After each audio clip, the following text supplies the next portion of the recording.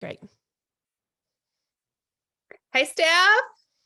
Oh, I'm so excited about today. Woohoo! Girl party. Yes, this is the girl party. This is so fun. This is our first time to put our interview out there on YouTube. Have you done this before with your podcast? Only through other interviews, but not my podcast. Not your podcast. Okay. Well, this is going to be so fun. Okay. So guys, we have Stephanie Pletka with us. She's mom of 4, a motivational speaker, host of the Motherhood Mindset podcast, and author, I love this, of Living Your Best Life, which is what we all hope to do, live our best lives, right, Steph? Exactly. Yes, she helps women navigate the messy parts of motherhood, to celebrate the goodness in the hard places and write your own story. I love that, Steph. So tell us a little bit more about that. Tell us about your book. Like, what was going on in your life when you wrote this book? Oh my goodness. I had 4 kids under 7 years old. And Oh, I remember thinking, this is so hard. I was in corporate life, and when you're doing good or bad, someone either pats you on the back or kicks you in the butt, but you're like, you had people to talk to in the office at the water cooler, and you're, doing contracts and making deals. And then you go home and you're trying to bribe a kid to, pee. It's like, this is so hard. I couldn't believe how it was crazy.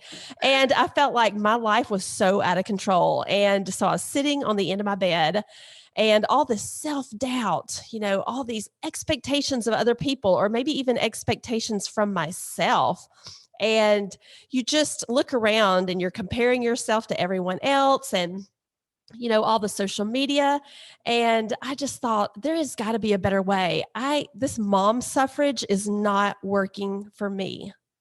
And I wanted to be able to embrace the fun and the goodness and find all those little gold nuggets and give myself gold stars and grace, instead of being like, okay, my to-do list is my boss and I only got 16 things done today and only 4 of them well. So I, stink as a mom. But instead I'm like, and the kids are in the back, and I'm like in the car, and I say, oh my goodness, look, we did this halfway, or mom did this, and can you believe that? Or I'm lost, but it's okay. Nobody's going to die today. We're just going to recircle the wagons and we're going to be all right. And I would hear the kids say, they would drop milk in the kitchen and they would be like, oh man, well, I'm going to give myself grace today. what a good lesson, Stephanie, that you taught them so early. Well, yeah, because I wanted them to look back and say, Mom had a great life. Recently, my 18-year-old, he said, Mom, this was on my bucket list, that he wanted to go skydiving. Now, at this point in my age, I'm thinking, I just want to live. Yeah. I just want to live. But he's like, Mom, I really want to go skydiving. And he picked me to go with him. And when your kids ask you to do things at this point in life, you're just like, I'm going to do it. I'm going to jump all in. And I thought, I want to celebrate life. And I want kids to look back later and think, Mom was fun. It was fun. Her life was fun. Mom does not have to be suffrage. We can celebrate it, and we can write our own story. Okay, I love that you went skydiving, because I'm all about fun and adventure and doing things with my kids, but I'm drawing the line at skydiving. It was scary. I felt for the guy that was going to push me out of that plane. I don't think I would have probably grabbed. I'm envisioning myself right now grabbing onto the sides of the doors, just no. Yeah, I did that too. You did? Did you really Yeah. do that? Yeah, but this guy was in the military, and he had like 2,300 jumps under his belt, and he just brought such a calm and an assurance that it was going to be okay. I just believed it. Okay. Well, I would have to have at least that, if not more, to do that. And I think in life too, we're the ones who bring the assurance and the trust in life to our kids, right? We create that environment. I agree. I'm sorry, I didn't mean to interrupt you. I got so excited. I'm like, yes. Me too. I'm just happy to be here with you. This is so fun. Okay. I've been watching you on Instagram, and you have delivered 2 children, I think in the last week, to college, 2 out of your 4. Yep, that's right. This weekend, there was a lot of tears. Oh, packing. I don't know. I did not know that there would be so much emotion in all this. There was a combination. We had talked about this earlier of a please don't leave, grab them by the ankles and, squalling. It's like my life flashed before my eyes. Oh, And then at the same time, it's like, oh my God, I get the house to myself, party. I know. I know. I have the same thoughts and emotions. I know exactly what you're talking about.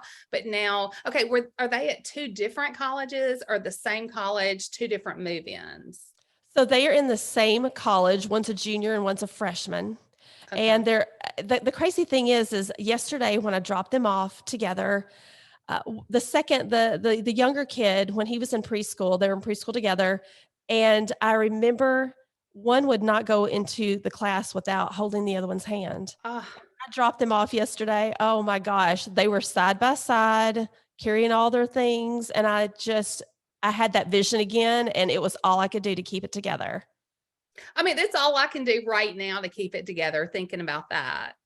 That's so sweet. That is so sweet. So I had lunch with a group of ladies 2 days ago, and one of the ladies out of the whole group, let's see, there were 5 of us. So I have taken 2 to college drop off. This was her first drop off. And her heart, I felt so bad for her because she mentioned several times, I'm just sad. And tears would come to her eyes. And you know how you just want to make it better? I wrapped my arms around her. I said, you're going to be okay. But it is hard. That's I'm not trying to get you upset either by talking about it, but it is difficult because you know that the dynamic of your family is changing, first of all. And they're missed. You get up in the morning and they're not there. And the other children, even now at this point, my youngest, who is 11, he will mention our 2 oldest, and he will say, I wish that they would move back home. And one is married in Hawaii and one is a senior in college. So they're clearly not going to move back home, but your heart, it just grabs you for the children who are still home. Yes, because there's a sense of loss. It really is a death of sorts. And I could even cry now because don't do it. don't do it. Don't do it. You think about like the night before, everybody was cleaning their room and telling stories, and you're like, this is actually the last night.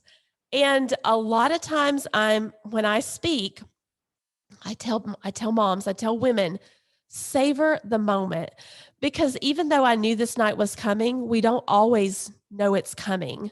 This could be vacation 299 of 300. This could be the last conversation in the car, or it could be the last anything. When my sister and I were little, we lived on the lake and we jumped on the trampoline, and the trampoline was like a preposition to us. We jumped on it, over it, under it, around it. It was like our life, our fun, our entertainment. And, when the summer wrapped up, I didn't realize that was just going to be the last, best summer we ever had. It was just, you just don't know. You don't know to savor the moment. The last time the kid is like, Mom, please drop me off, a block away. Please don't kiss me anymore or hug me in public. You just don't know. So I always say, savor those moments. Oh, absolutely. Absolutely. Because it may not be a college drop off. I have friends who have lost children. And so you're going to see, you pretty much know you're going to see these kids again, unless the Lord calls them home, you're going to. But yeah, I have friends who, savor the moment. That's the whole point. Savor the moment. And all the feels that you were saying that we feel, and you were giving your friend a hug and you were giving them hope. And that is awesome, because we need the hope, just like you saying that, your kids right now are flying, they're productive citizens, and you did it, and that they're happy, and that feels so good.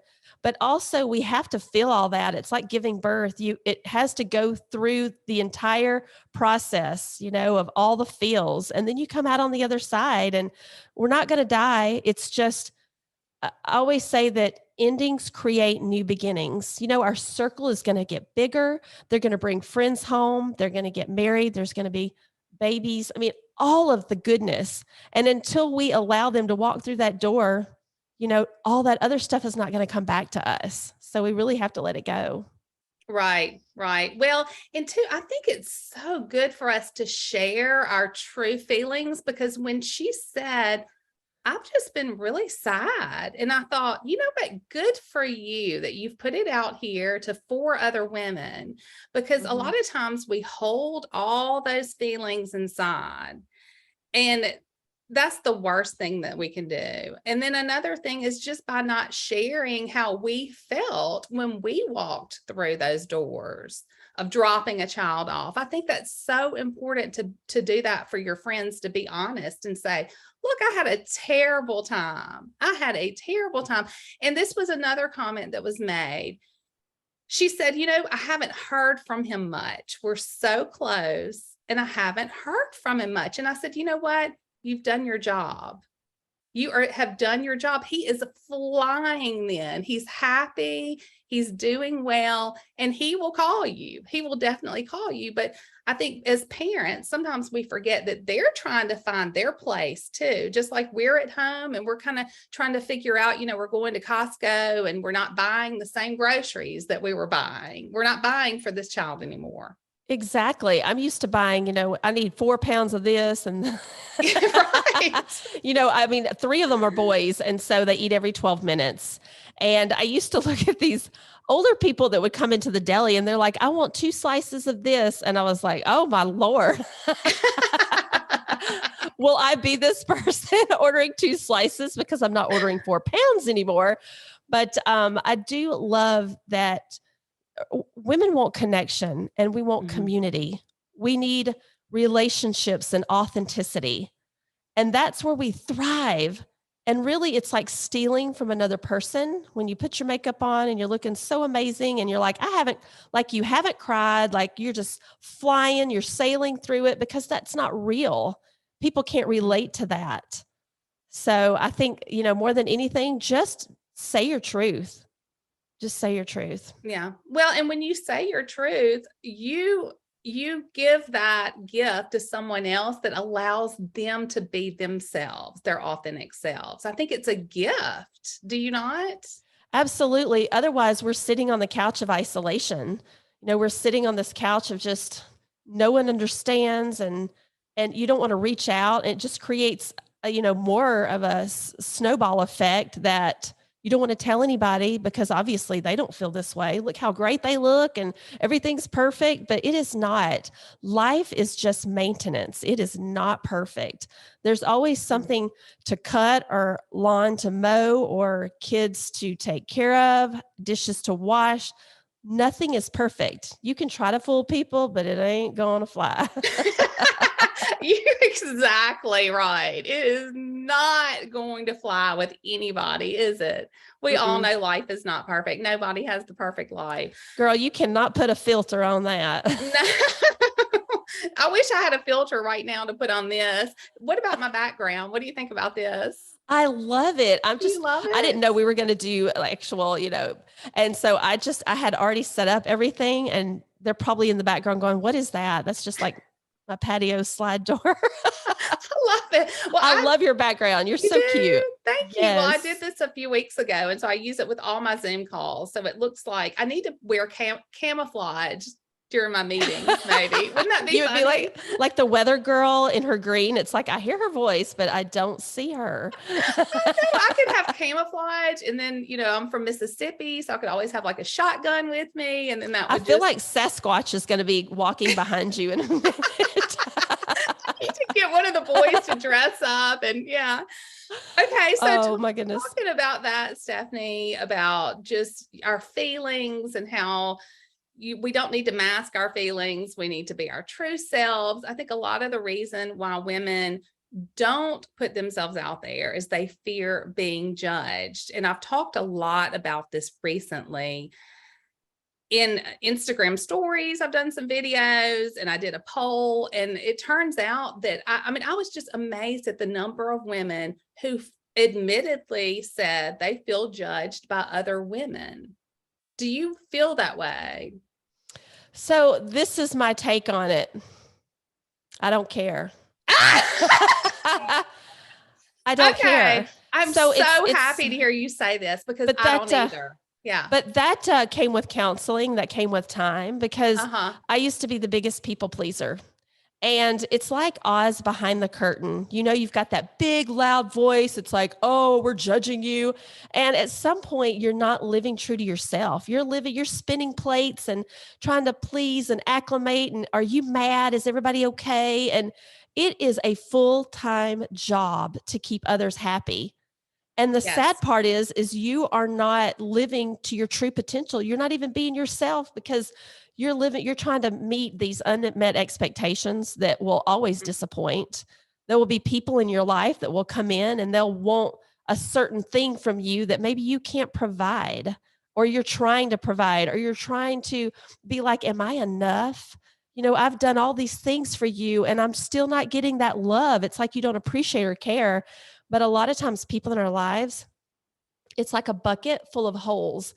They just literally do not have the capacity or the resources to give you the love or the thing that you are looking for. You have to find it within yourself. You have to pray. You've got to go to counseling. You've got to be an advocate for yourself. You've got to be a dream defender and you've got to go for it. So people are going to judge. That's like saying, oh my gosh, I'm freaking out because what if it rains today? Or what if the wind blows? It's gonna happen. So now you have got to fortify yourself and be like, okay, when this does happen, how am I going to react? Am I going to go crazy over this? And am I going to take it personal? And I can't live my true self because I'm tiptoeing constantly on the eggshells? Or like you're on a swing and your toes are swinging so high, your toes are touching the sky kind of freedom, you know, like like the water going off a duck's back. So that's how you have to be, because judgment, unmet expectations, all of that will be with you always, like death and taxes. Live to be true to you and write your own story. Yes. And I mean, it's exhausting to try to please everyone. It's completely exhausting. And here's the deal, Stephanie, Jesus could not even please everyone when he was on earth. That's right. If he couldn't do it, I sure can't. If he could not make it happen, Heather Petty will never be able to make that happen. And ever. we're from, Alabama and Mississippi. So, I mean, there's not much we can't do. Right. Exactly. Okay. Speaking of pleasing everyone. So I have 4 children. You have 4 children. And like we said, you can't please everyone. Do you ever, or have you ever felt judged by your children? Your children are getting a little bit older. When you have teenagers, I know sometimes that's when it'll come into play. And I always laugh when I hear these mommy bloggers that have like a 2-year-old and a 4-year-old, and they want to tell everybody how it is, or these podcasters. You really haven't lived until you've had a 12-year-old. You haven't parented. You're not really parenting until you have a 12-year-old is what I think. You haven't really experienced. So how have you handled that with your children? Well, I've always been very honest with them. If I do something wrong, I apologize. And I was like, I am not perfect. I'm just a girl that with every child, it's different. It's custom. Each kid, your personality. I'm going to get this messed up. And so I don't really feel judgment from my kids because we're always going up. Can you believe, we make light of all the things that we do wrong and we laugh about it and we just like reroute. Like I was driving down to Florida a while back and the GPS said, turn right, like in point 1, turn right now. And I knew I had 100 miles left and I'm thinking, what is the deal?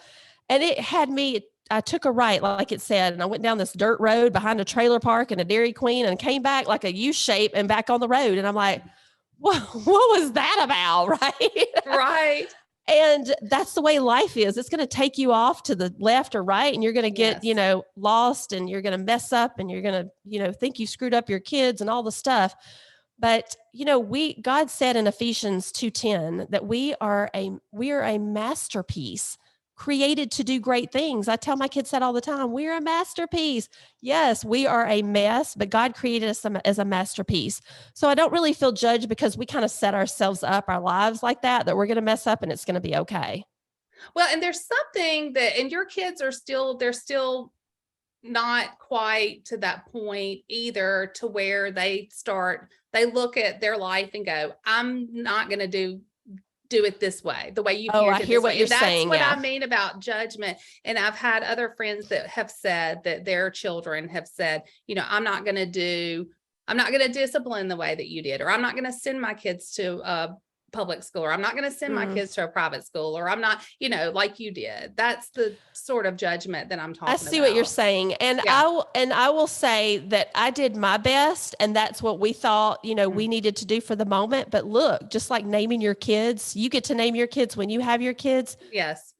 And it's easy to just be like, well, I won't do this and that. And I'm sure we did that with our parents too. Yes. And we swing to the, the opposite end of the pendulum in extremism. And, it kind of hurts to be like, to hear that, because you think, I gave you a great life. Right. But then, but I haven't really had that yet, but I imagine it would hurt. Yeah. Get ready for it. You need to go ahead and prepare yourself. That's what right now over in our membership club, we're working with author Elizabeth Bowman, and we're going through her book Encounter. And so we were talking about that, and she has 3 children. I can't wait to hear what you say here. I'm ready. I'm taking notes. Her older 2 are college age, or maybe just her oldest. But anyway, she said, if she hears comments like that, she just says, what, and this is how I feel. I did the very best that I could do, like you just said. And, if you feel that way, then build on what we've done and do better. And we'll be so happy. We'll be there to cheer you on. But I do hear that from a lot of moms that they, and I have experienced that, to where they get to a certain point that they're like, when I have children, this is what I'm going to do, which you don't really know until you actually have the children. What is that saying about? Somebody put on Instagram, I cannot wait. I'm so excited. I'm going to be the grandparent to a perfect child, a grandchild, yes. or something like that. It just kind of goes into play of, making fun of their children for talking about how they're going to parent when they don't have children yet.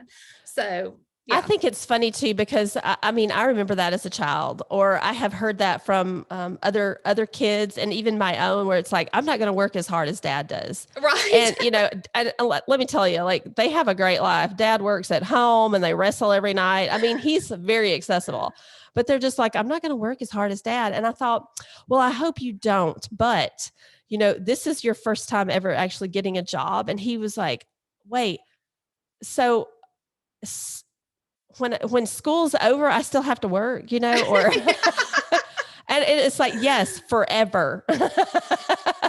And they're like, wait a minute. Cause when school's out, they can go party and have, a good time in a summer and go to the lake.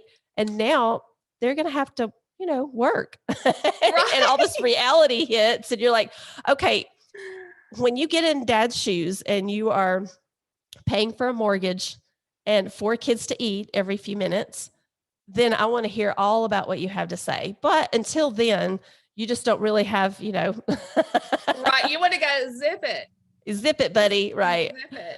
But it is funny how we all have those ideas, those preconceived ideas of what parenting is going to be like. And that's why I was saying that it's funny to me when I hear these mommy bloggers and podcasters who have very young children. And they go ahead right now. The big thing is to declare what your parenting style is. And I am a guest on a podcast tomorrow. And the podcaster is in California, and she has, I think, one baby. So one of the things that she wants to talk about is what my parenting style is. So they're really big on declaring a style, which that style, you have to pivot with your parenting style according to the age and the child. So it's just kind of, things are so different now. It's so different than when I first started parenting. How about you? Oh, absolutely. We didn't even have cell phones or, it was like 2001 when I started having kids. So I don't even remember cell phones came out in like '07 or something. I'm not even sure. '04. I can't remember, but it was all a blur. And really it's more like, okay, just keep them alive. My car was full of chicken nuggets and Cheerios. And listen, if somebody doesn't have chicken nuggets and Cheerios in their car, especially with little kids, you can't trust them. No, you cannot. I do not trust anybody who, when you open the back door of your vehicle, or they do, and nothing falls out. Oh, absolutely. Water bottles, sippy cups. I mean, yeah. My purse. We're not going to be friends if you don't have something that falls out of the back door of your vehicle. We will not be friends. Exactly. I actually had a rat in my car for 17 days once in my minivan, and it built a nest in the engine with the kid's diaper and a tennis shoe and a sock. It was so crazy. I didn't see the rat, but I saw the effects of what he was doing. And when we finally cleaned out our car and like ridded it of all like McDonald's French fries and all the things, and we had it detailed completely, he was gone. Can you believe that? That is so crazy. Did you live out in the country at the time or no? No. I mean, I live behind Starbucks. No. And the crazy thing is it was the first day of school, and my minivan with the door opens up on the side. And it was Mr. Rogers, the first day of, it was his first day on the job as a principal, and he was doing a meet and greet. And I had put those rat traps all in the car. Oh my God. And one of the kids stepped on it and it got his shoe, and his foot was in the air, and he goes, "Mom, look at this." And the door opens and the principal goes, "Oh my God." And you know what I said? I said, "I told you don't step in the rat trap." And he was like, "I'm sorry." You should have seen. I drove away and I felt like the worst mom ever. And the door was still not shutting. Funny. I mean, you cannot make this stuff up, can you? No. So I don't know what parenting style does that categorize into? You know what? It's not, because this is what's funny. Now, the big thing is gentle parenting.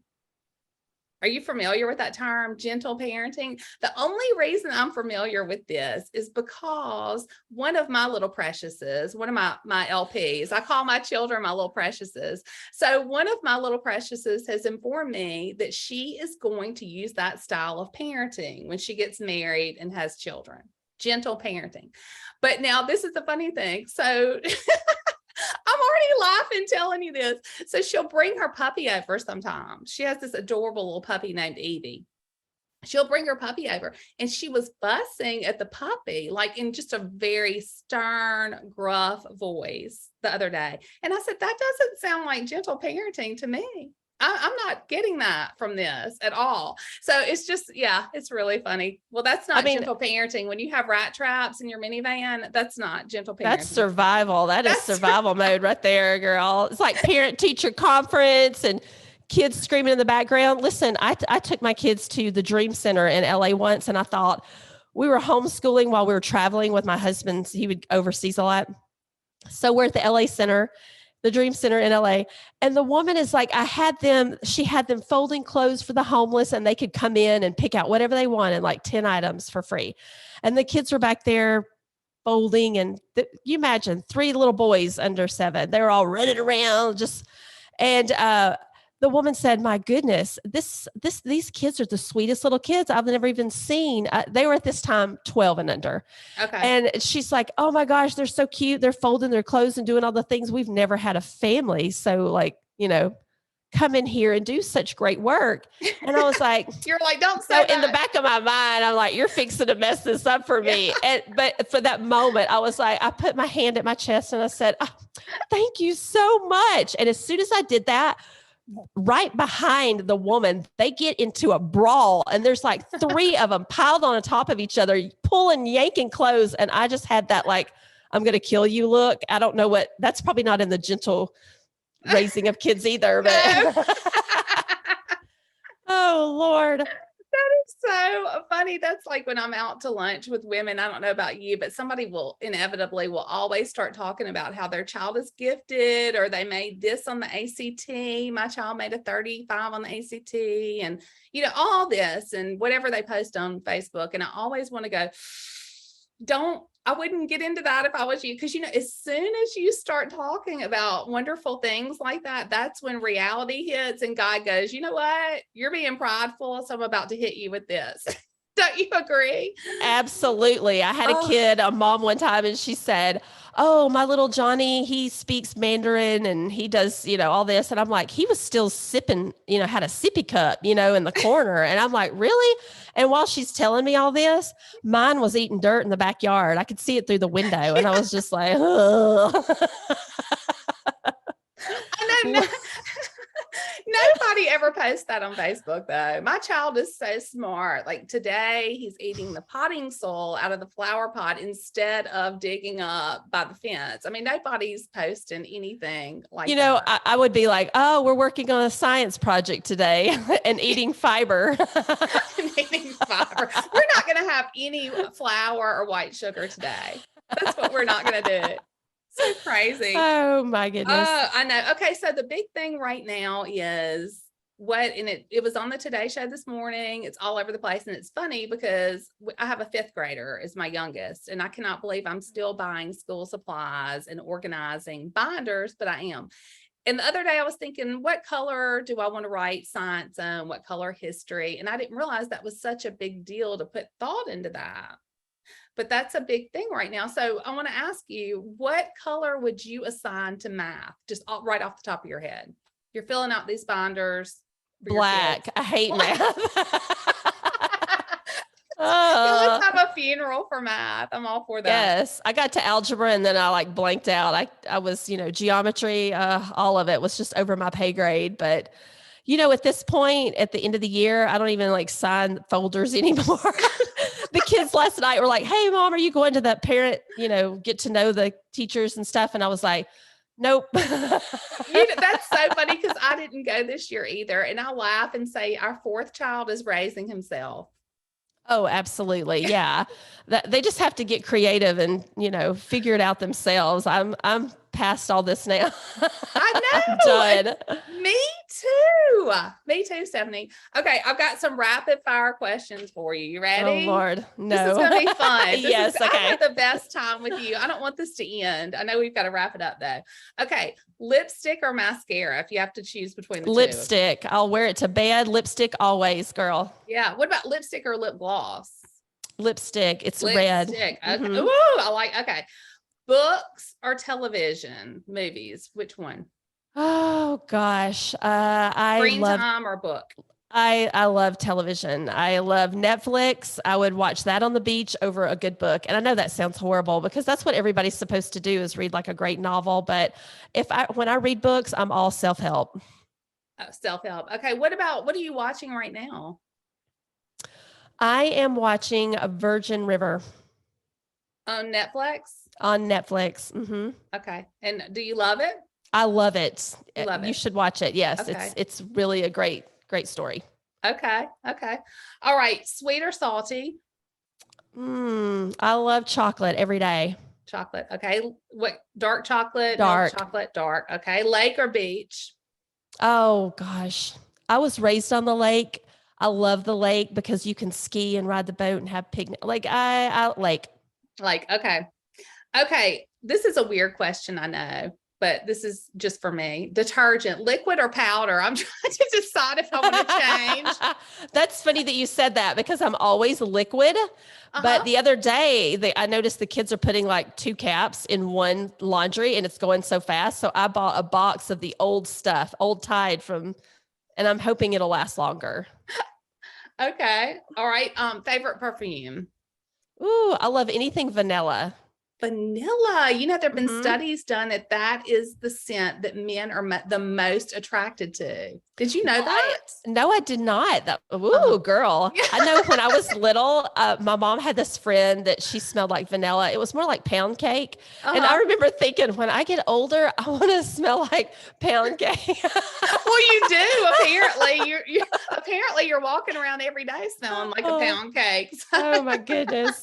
Okay, what we're going to end it with this. I hate to end it. You have to promise you'll come back. This is so fun. I'll just drive through and stay with you. Yes, we tried that. Okay. What is the one thing that you wish that every woman knew? The one thing that I wish every woman knew, Mm-hmm. that no one's perfect, that no one Yes. is perfect, and that you have to be an advocate for yourself, because no one is coming. No one's going to do it for you. No one knows your dream like you do or understands your kids like you do. And if you knew that, like, you could create whatever story you want by boundaries and doing all those things, by saying no and giving your best yes, then you could have the most incredible life. No mom suffrage. It would just be a celebration. Oh my goodness. I love this. There is so much freedom in everything that you just said, Stephanie. Everything. Thank you. This has been so much fun. So fun. I want women to live a life of freedom.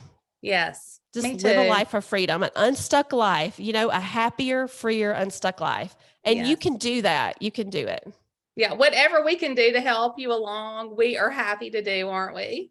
Yeah, because when I wrote Living Your Best Life, it's not about a perfect life or a certain weight, or your kids are always reading, on the way to the beach with and matching outfits. That's not living your best life. Living your best life is just being true to yourself and writing your own story. Absolutely. Well, I love you. Tell us how we can get in touch with you. Tell us how we can all follow you. Yeah. So my website is Stephanie Pletka. That's PLETKA.com. And all social media is Stephanie Pletka.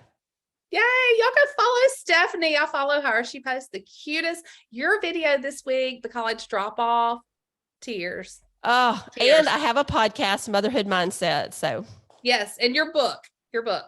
Living Your Best Life. You can Living get Your it where Best Life. all books are sold. Yes. Okay. All right. We're going to do this again. I love you. Thank you for coming, and we'll get together soon, Stephanie. It's my pleasure. Thank you.